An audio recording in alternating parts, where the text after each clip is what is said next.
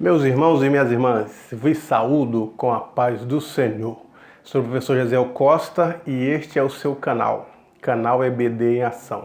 Um canal feito especialmente para você, para abençoar a sua vida com os nossos subsídios históricos, subsídios doutrinários, subsídios geográficos, subsídios teológicos, subsídios sociais, enfim.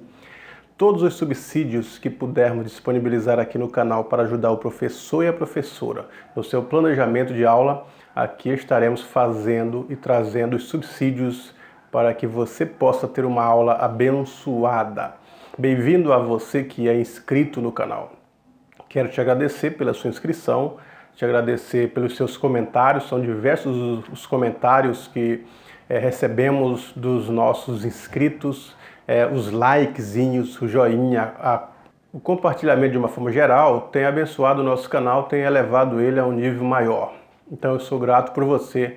E você que está acessando agora pela primeira vez o canal EBD em Ação e não é um inscrito, eu convido-te a inscrever-se. Venha, inscreva, faça parte dos nossos inscritos no canal. São mais de 2.000 inscritos, um canal super novo, completando agora, ainda vai completar um ano.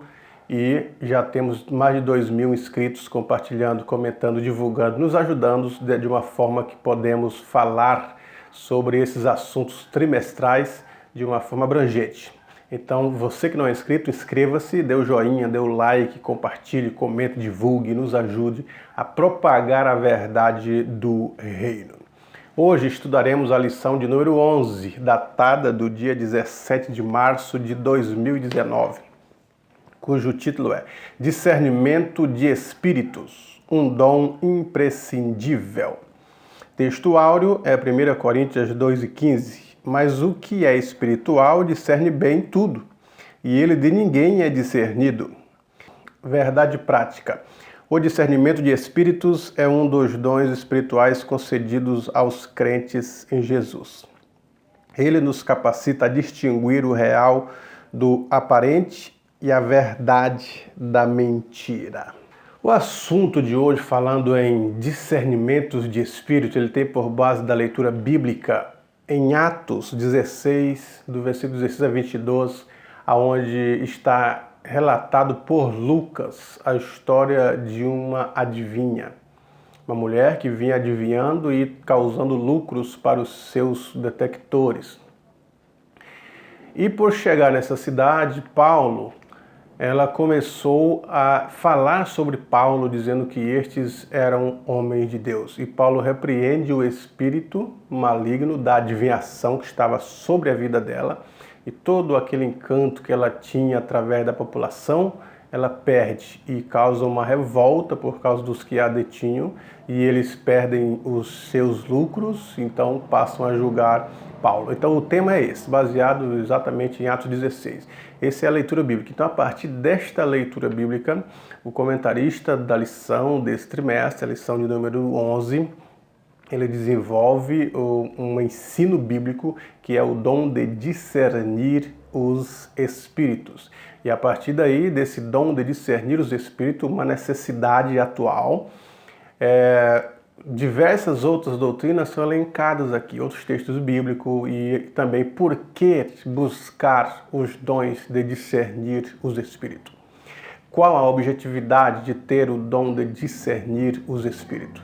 No que o dom de discernir os espíritos implica em relação à igreja? O que a igreja se torna ou o que ele torna na igreja de importante para ajudar a discernir o quê? No que ele melhora, no que ele impede, no que ele alavanca, no que ele implica, de uma forma geral. Por que estudar os dons de discernir o Espírito? Então é esse o assunto da lição e nós vamos agora entrar a partir da nossa introdução falando exatamente esses aspectos do dom de discernir os Espíritos. Existe uma diferença entre ser alguém espiritual e ter o dom de discernir os espíritos. Paulo ele fala no homem natural, no homem carnal e no homem espiritual. O homem natural é o homem comum, o cidadão de bem. O homem carnal é que é levado pelas obras da carne. E Paulo elenca as obras da carne em Gálatas 5, 18 e 19, no qual ele diz: as obras da carne são manifestas, prostituição, ira, discórdia, glutonaria, heresia. Ele elenca ali uma série de obras da carne e diz ainda: coisas semelhantes a esta, quer dizer, existe muito mais, né?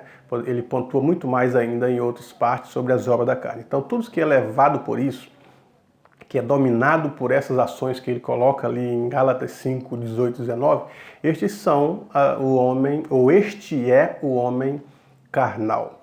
E o homem espiritual é o que tem o domínio do Espírito. A partir do momento que o indivíduo ele aceita Cristo como seu Salvador, que o Espírito vem morar na sua vida, a vida espiritual dele é ressuscitada.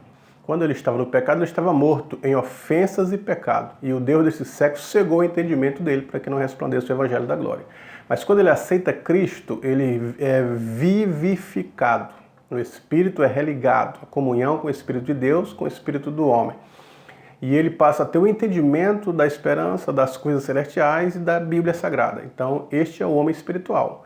E vai andar sobre os domínios do Espírito, não sobre as obras da carne. Ele precisa andar sobre os domínios do Espírito.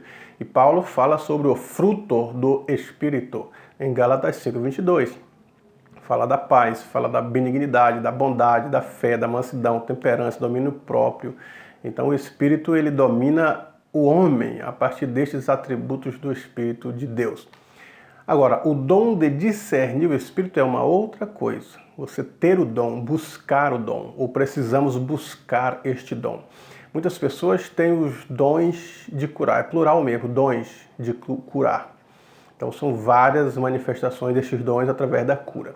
Mas o dom de discernir o Espírito também ele é concedido àqueles que buscam, é para a igreja, para diversificar. Por que precisamos desse dom de discernir o Espírito?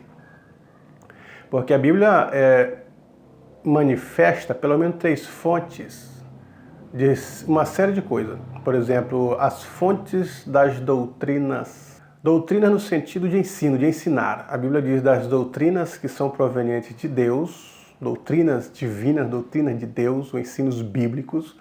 Tem as doutrinas de demônios. Paulo fala para Timóteo, no capítulo 4, sobre as doutrinas de demônios. E também as doutrinas dos homens. Os homens podem fazer os seus próprios dogmas, suas próprias doutrinas. Então são 3 fontes provenientes aí de espíritos diferentes. O espírito de Deus, o espírito do homem e as doutrinas malignas. Assim também como as visões, as revelações, as profecias, os ensinos e uma série de outras coisas são provenientes dessas 3 fontes. No caso da mulher citada aqui, ela falava a verdade, que Paulo e os demais eram homens de Deus e propagavam a verdade do Evangelho. Ela não estava mentindo. Agora, qual que era a fonte que revelava estas verdades para ela? Não era o Espírito de Deus. E nem ela por si só, pelo seu espírito, pelo seu conhecimento, pela sua imaginação e inteligência, ela não conhecia aqueles homens. Então ela não tinha este conhecimento. Agora, quem revelava para ela, e ela profetizava sobre isto, era o espírito maligno. O espírito de engano. Então nós temos uma fonte ali, o espírito de engano. O objetivo não era levar as pessoas para que viesse a crer na mensagem daquela mulher, mas confundir. A lição diz isso. O propósito era que as pessoas percebessem nela a mesma intensidade verídica de Paulo. Quer dizer, ela e Paulo estariam no mesmo patamar, na mesma verdade. E não era verdade. Paulo pregava sobre o Espírito de Deus. E as manifestações que ocorriam na vida de Paulo eram provenientes do Espírito de Deus. No caso dela, do espírito maligno, de fontes diferentes, de objetivos diferentes. O comentarista, por ser um grande conhecedor do grego, do hebraico, também das línguas orientais, ele traz aqui termos da língua hebraica, da gramática hebraica, para explicar o discernimento do Espírito, como anacrino, ele coloca anacrino e diacrino, palavras que vêm trazer a etimologia da palavra de discernimento do Espírito. Então ele põe na lição da seguinte forma: anacrino, o significado do primeiro é amplo, significa perguntar, interrogar, investigar, examinar. Então o discernimento do Espírito ele pode ser conhecido como anacrino, aquele que pergunta, aquele que examina, aquele que investiga, para poder depois ter um objetivo, ter uma razão ou tecer até as suas críticas. E em segundo momento, o termo discernimento de espírito, ele pode significar diacrino. E segundo o comentarista aqui, pelo menos 3 fatores pode ser proveniente de diacrino. Diacrino, em primeira mão, pode significar o quê? Como ele coloca aqui. Pode significar briga ou julgamento. Você discernir uma briga, discernir o objetivo de um julgamento.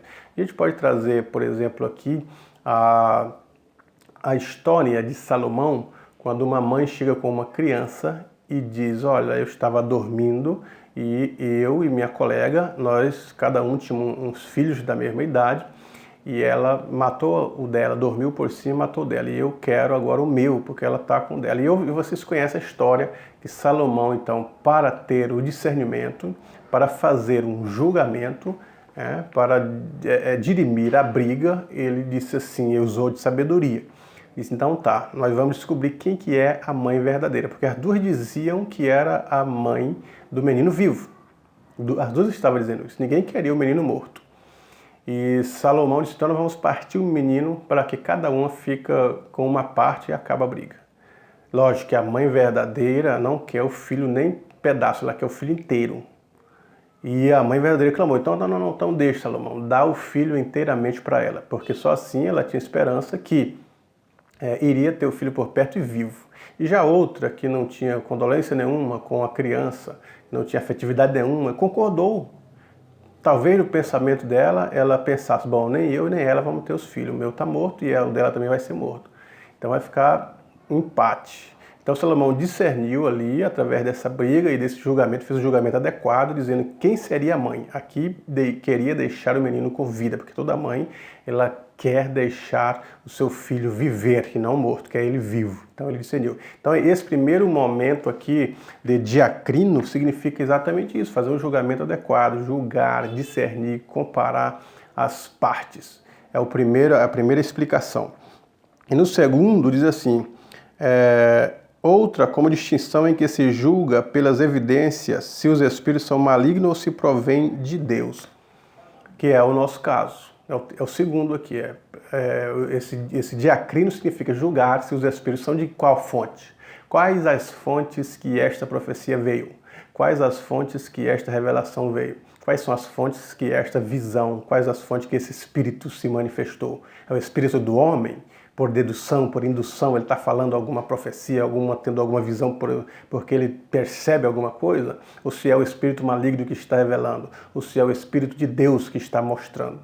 E por último é discernir entre o que é bem e o que é o mal.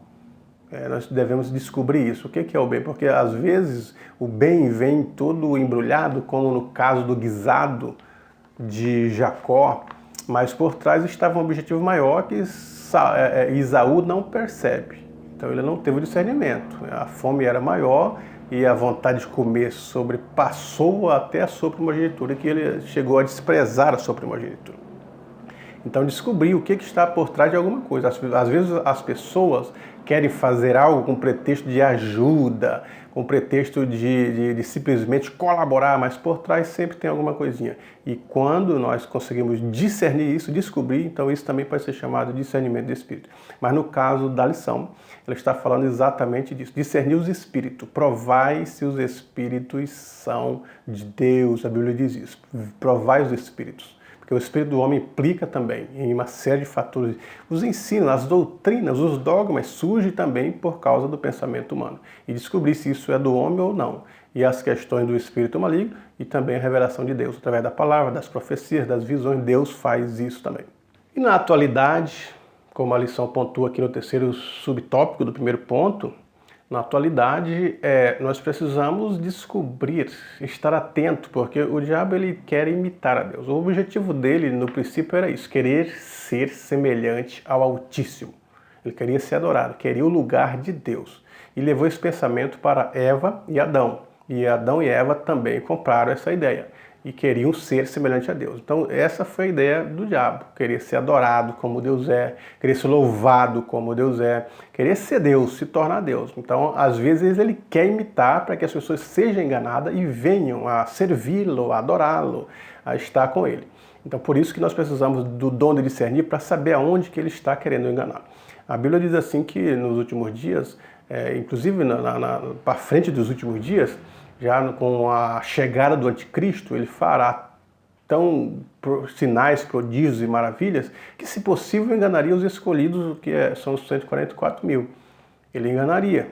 Quer dizer, os sinais, os prodígios, as manifestações, hoje em dia é proveniente. Nós vemos fontes de milagres, fontes de curas, pessoas dizendo ser curada por santos, pessoas dizendo ser curada por uma obra de feitiçaria, pelos espiritismo, e as multidões vão em busca.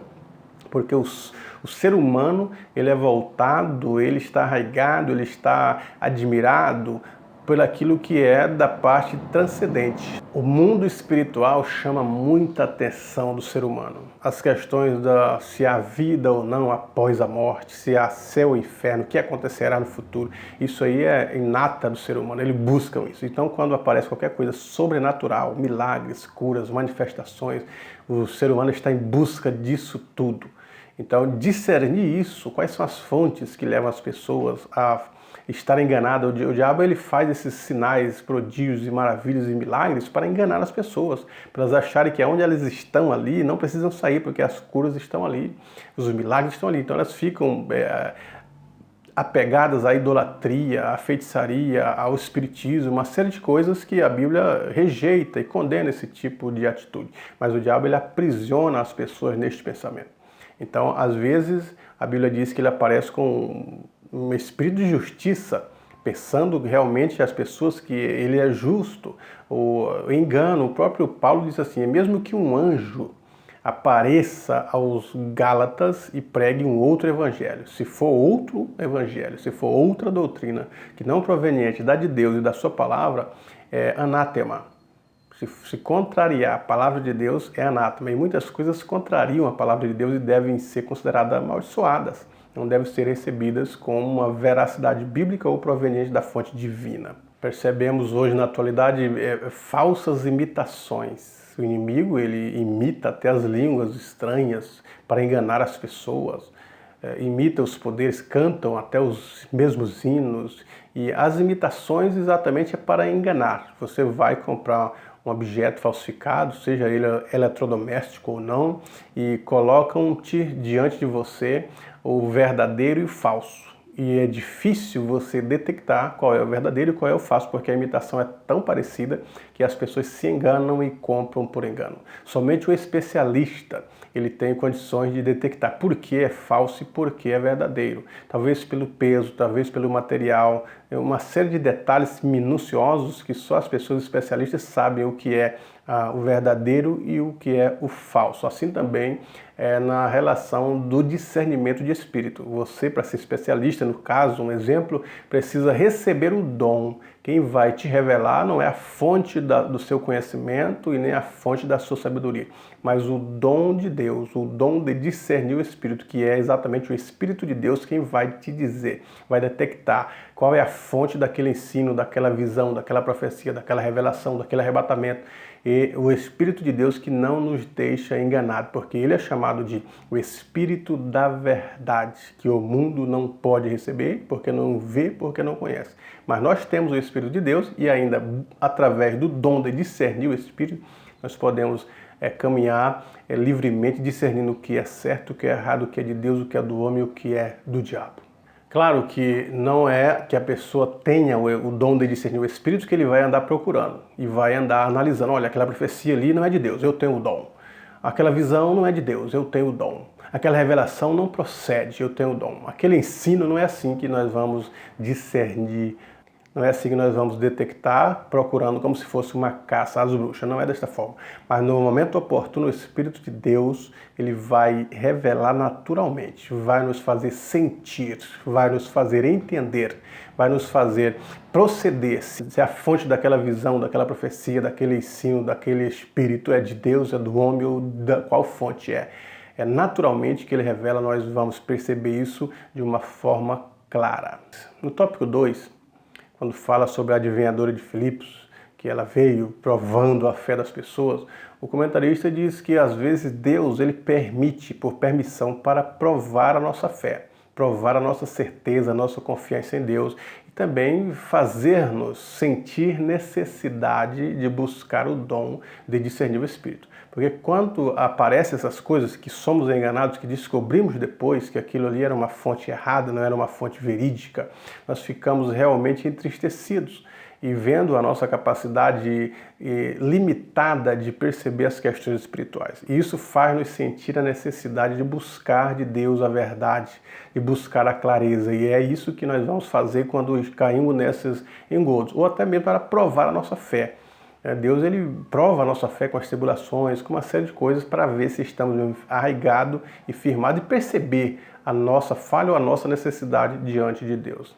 A história da pitonisa, a adivinhadora, ela tem origem na Grécia, com uma piton, que era uma cobra mesmo, uma cobra que fazia parte do templo de Delfos, segundo a mitologia grega. Eu não vou entrar nesse pormenor para que o professor possa pesquisar. Então você pode acessar as redes sociais, até buscar mesmo na internet sobre a piton, que era uma cobra venenosa, e que na mitologia grega ela estava no templo de Delfos, impedindo as pessoas de ter acesso.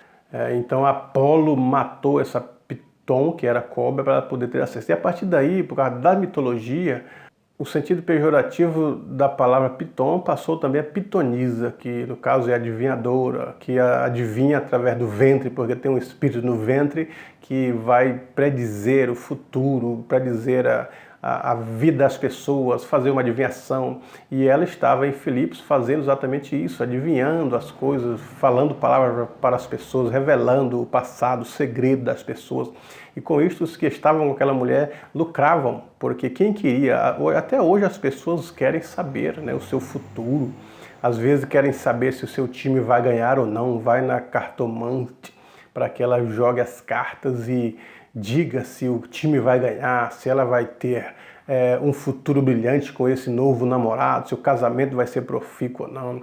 As pessoas vão para que os adivinhadores joguem os búzios, e os búzios vão dizer se o casamento será feliz ou não, se terá filhos ou não, se o emprego, a empresa vai bem ou não. Então as pessoas vão na hidromancia para, através da água, descobrir qual que é a realidade do seu sucesso, como será o futuro e etc. E vão em série de outras coisas que a Bíblia condena.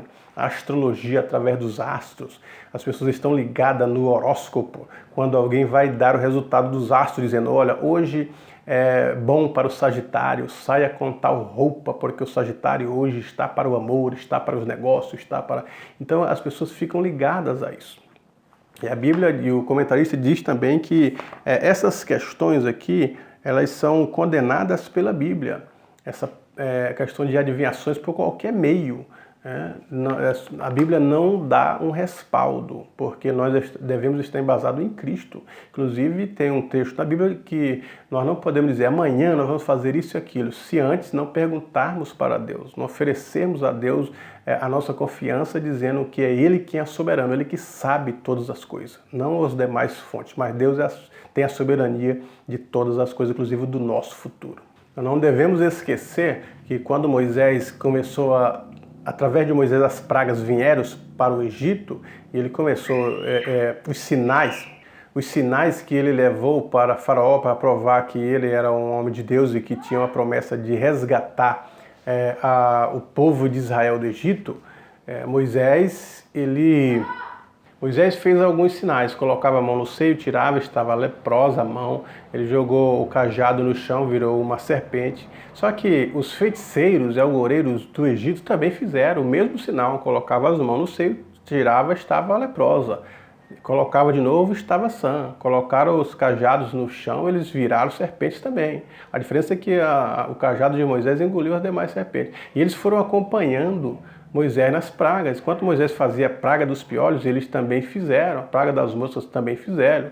Até uma altura eles acompanharam, até que depois não conseguiram mais fazer as mesmas imitações. Então é exatamente isso. Às vezes o inimigo ele tenta imitar o poder de Deus, com a ideia de ensino, a ideia de revelação, a ideia de algo proveniente diretamente do trono, e às vezes não é coisas divinas, mas são coisas malignas. Para isso é necessário o dom de discernir, porque as imitações são muito parecidas e só o dom de discernir os espíritos vai dizer de qual fonte é proveniente aquela situação.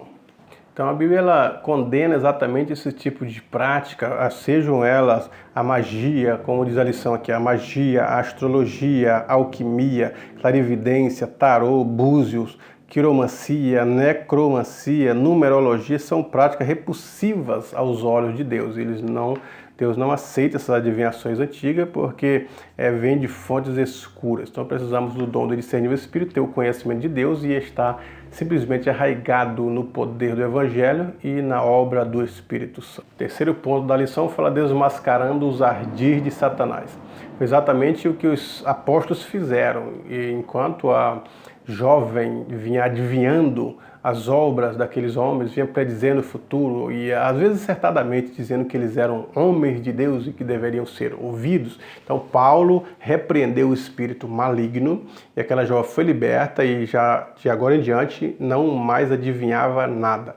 E com isso os seus detectores não puderam mais lucrar. Os que possuíam ela para poder lucrar entraram em prejuízo econômico. Observe que eles acusaram Paulo da ordem pública. Não foi nem da questão do lucro financeiro que eles tinham, do prejuízo, mas simplesmente de estar perturbando a ordem pública. Paulo foi julgado sem mesmo ser ouvido. As pessoas não ouviram, não deram o direito de resposta, já julgaram ele de uma forma assintosa. Então, esses homens estavam visando exatamente o que? O lucro através dessas condições. Todas essas pessoas que, de uma certa forma, tentam adivinhar, fazendo milagres, fazendo operações, por trás disso também estão, além do engano, de enganar as pessoas e deixá-las aprisionadas daquele engano comum, elas visam o lucro, nada é de graça, enquanto que na obra de Deus as pessoas não cobram ou não devem cobrar para poder efetuar o milagre, porque não é nosso o dom, não é eu. Quando eu tenho um dom natural, eu desenvolvo as habilidades e competências naturais com uma profissão, é diferente. Eu gastei, eu inverti, eu estudei e me dediquei tempos para ter aquela habilidade para poder fazer algo proveitoso e eu vou sobreviver daquilo. Agora, em questões do Espírito de Deus, dos dons espirituais, é totalmente diferente. São de Deus os dons espirituais, o operar é de Deus, nós somos servos de Deus e não são dados esses dons espirituais para que as pessoas fiquem enriquecidas, para que lucrem, para que se tornem empresários e vivam uma vida regalada sobre esses dons espirituais. Apesar que na atualidade muitos têm feito disso, inclusive o dom da prédica, recebe o dom da palavra e sai pregando o mundo afora e cobrando ofertas exorbitantes. E o interessante é que existem igrejas e pastores que concordam em pagar 10, 12, 15 mil para mensagens em final de semana.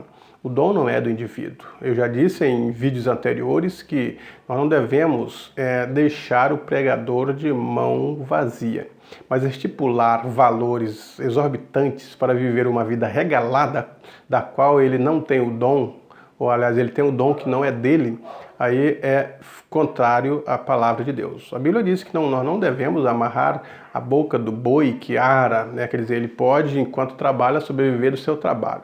Agora, esses preços de cantores que têm o dom de cantar, e eles cantam muito bem, então eles se enriquecem, se tornam milionários com o dom que Deus deu, pregadores que se tornam milionários com o dom que Deus deu.